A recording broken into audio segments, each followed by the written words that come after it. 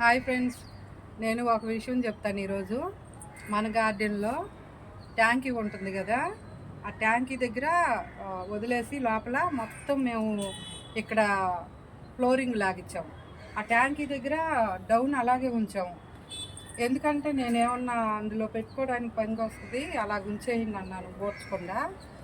వర్షం వచ్చినప్పుడు ఏమైందంటే అసలు ఈ మన గార్డెన్లో మొక్కలు ఈ ఆకులు అవి రాలుతాయి కదా, అవన్నీ రాలిపోయి అక్కడ డ్రైనేజీ దగ్గర కొట్టుకెళ్ళిపోయి స్ట్రక్ అయిపోయింది. అప్పుడు ఇందులోకి వాటర్ వెళ్ళిపోయినాయి అనమాట.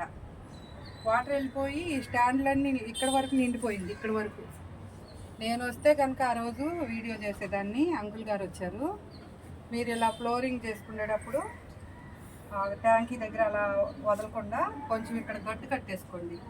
మనకు గార్డెన్లో ఏమైనా వాటర్ అలాగ ఆగిపోతే నిల్చోకుండా అందులోకి వెళ్ళకుండా అందులోంచి బయటికి తీయలేక అల్లాడిపోయాము. అంకుల్ గారు పడుకొని కర్రతో లాగారనమాట. అది వాటర్ లాగేది ఉంటుంది కదా, దాంతో అలా అవుతుంటుంది.